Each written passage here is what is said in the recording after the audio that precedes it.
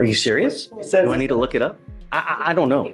Your Honor, I'm not working on hunches here, man. And I understand, Your Honor. The officer initially said he responded to a crash call for service which occurred on... Hold on, is this a DUI hearing or a pop quiz on geography? Even the judge looks puzzled if the accident didn't happen where they said it did. That's not just a small mistake, that's a serious issue. No confirmed location means no strong case. US 50, but then later said the accident occurred on 59. So let me see if we... definitively point it is. I'll check the OR. Mr. Lozano, come on up. We were in an accident on 59. Gonna take advantage. He does a good prior. Any prior DWIs? I don't believe he's got any priors of any kind. No.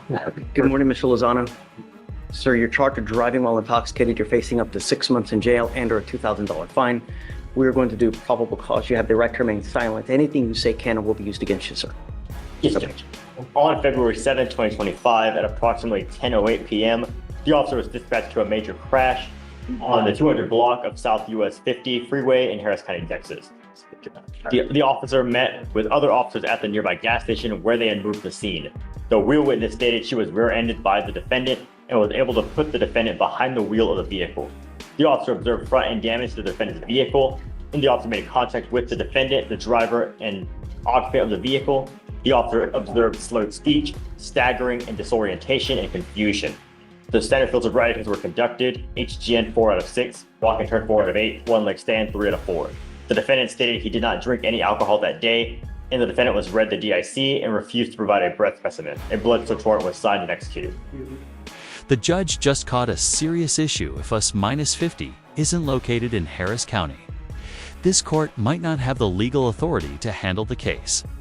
That's not some minor oversight, that's a big deal. And now, the judge is fully aware of. The judge sounds like there's no probable cause because US 50 is not in Harris County, Texas. That's what the road they said it happened on. Where is it? It said US 50, that's not in Harris County. And the DIMS does say 200 block of South US. Are you serious? Do I need to look it up? I don't know. Your Honor, the DIMS further says, during the scene of the accident, which occurred on 200 block of South US 59 freeway, Harris County, Texas, but counsel is correct that before they said he responded to a major crash call for service on the 200 block of South US 50 freeway. So they put 50, but then later in the DIMS, they just put 59.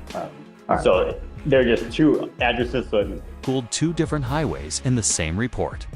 That's more than just a mistake, puts the whole case at risk. In court, sloppy paperwork isn't just embarrassing.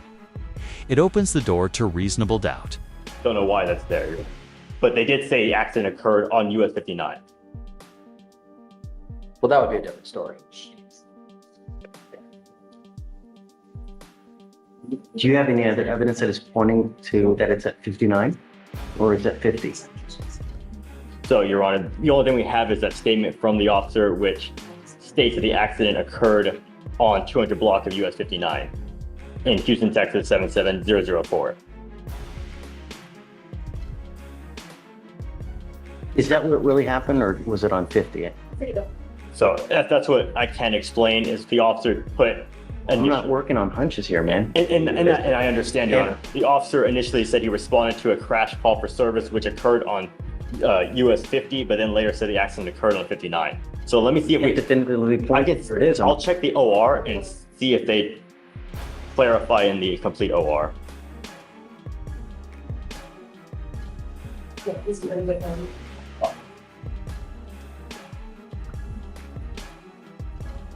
And in the OR as well, the officer says, which occurred on 200 block of US 50, Houston, Texas 77004. So is 50? It's not in Harris County. He switches between 50 and 59 in the offense report, Chief. I know probable cause. Yes, Judge, and we understand. All right, Joe. Thank you, Judge. All right, Mr. Lozano, be careful out there. You know what I mean? Really. Just listen to, he's great. He'll help you out whenever you need, you know? All right, man. Good luck. Excuse, Judge. All right, I'll meet you in the hallway. Okay. You are Alberto Lopez. Yeah. Mr. Lopez, you're charged with driving while intoxicated. You're facing up to 6 months in jail and/or a $2,000 fine. You have worked out, you're charged with driving while intoxicated, second offense. You are facing up to a year in jail and/or a $4,000 fine. Is it being reduced to a first? It looks like it's being reduced to a first. What you must understand that this is still two. So if you ever pick up another DWI, you will be facing a felony charge of a third-degree felony, a minimum of 2 years in prison, a maximum of 10 years in prison. The judge makes it crystal clear. One more DUI and you're going to prison. No more fines, no more probation. This is a felony minimum, 2 years behind bars. No way around it. This isn't advice. It's your final warning. If I were you, I would never get into a car and drive if you have even had a sip of alcohol because you were playing, you're taking a humongous risk. Do you understand?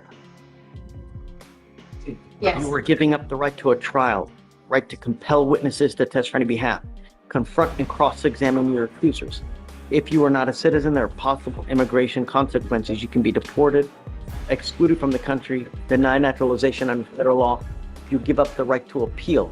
So once you plead guilty, there is no changing this. It will go on your record, it'll be there forever.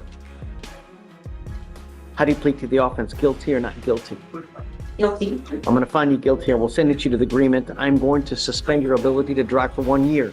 Do not drive until you get a license. And good luck to you, sir. Hey, Judge, and Your Honor, I was appointed to this case, and I don't believe my client's financial status has changed since he's been in custody. Could we ask the court to waive the DPS scheme? Thank you, Judge. I'm gonna,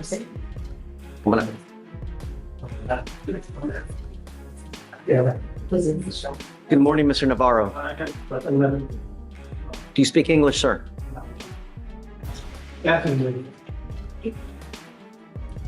If you're gonna play games, it's just not gonna go well, man. You know, really. Please. Your lawyer's asking me to give you a PR bond, but if I know now that you're gonna give me issues, I'm just not gonna do it, you know? My soul, the only thing I wanna do is protect the public. Do you understand? So your lawyer's asking me to, give you a PR bond, but what I need to know is if we let you out, is there gonna be a problem with mom?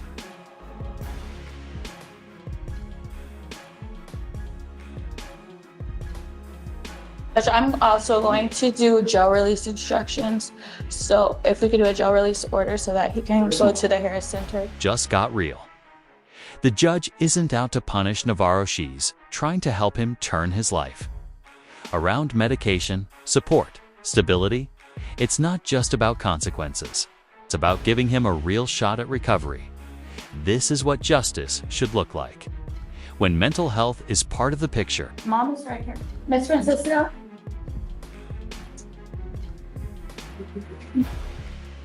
The main concern, Judge, he needs to get on his medication. So I spoke with Mom.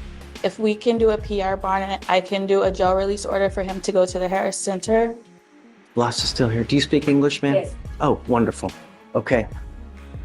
Are you okay if he goes back to your house? I want them to just willing to get him like evaluated. That's what I want, you know. So what? I wish I could just find a place where they could family some money to make sure he is on the medications and stuff like that. Well, I can make it a condition of his bond that he's supposed to take his medication.